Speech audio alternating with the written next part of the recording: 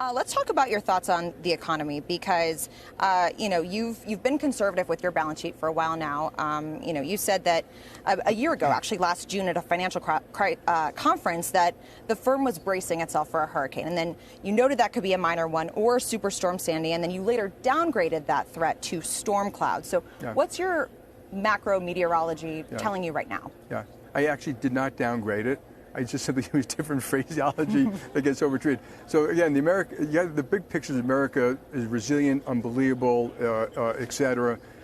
What we have today is a little bit of an anomaly. A very strong consumer, low unemployment. We're growing as a country. Still innovation. The consumer still has more money in their income, in their checking accounts than they had pre-COVID.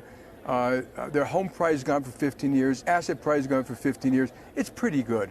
Even if we go into recession, they're going in with a very good balance sheet, not a bad one, and businesses are in good shape. That's the good part.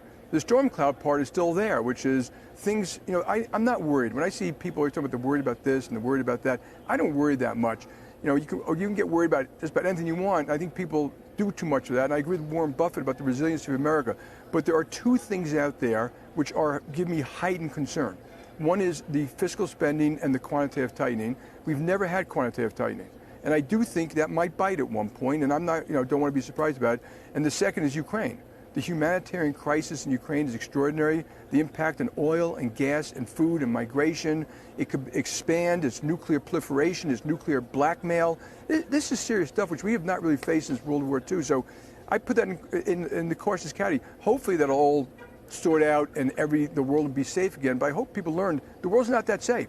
It will never be that safe, and we have to be very, very careful how we do that. And so how that affects the economy is different. But they are out there, and and the consumer is spending their money down. So I don't know if we have a soft landing, a medium landing, or a hard landing. I'm actually much more concerned about this geopolitical stuff, all things being equal. And, of course, you mentioned QT as well. Yeah.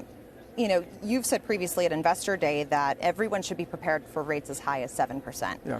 And there's a narrative out there that June's softer than expected CPI print is indicative of, kind of this mission accomplished. We're all good. Inflation's under control. Yeah. Do you agree with that narrative?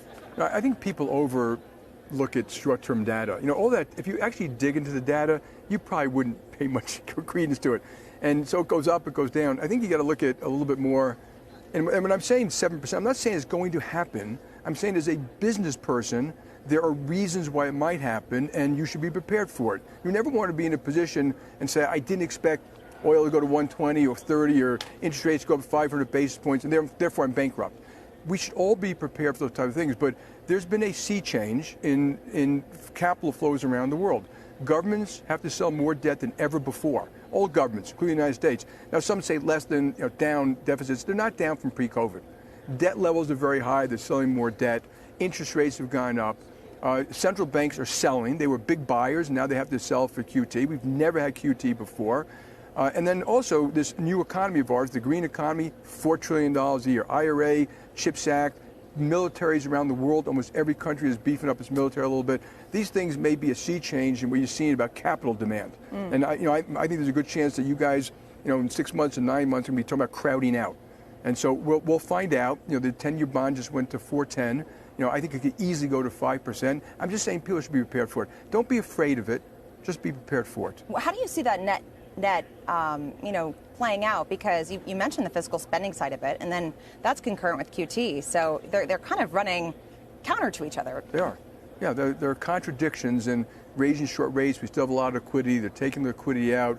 But the curve, a natural curve one day might be 3.5 on the short end and 5 in the 10-year end, and that's maybe where we're going. So what it leads to in the short-run economy, I don't know. I think some of these things can have real problems down the road if we don't deal with them today. You're really better off dealing with them today than just letting them get worse over time.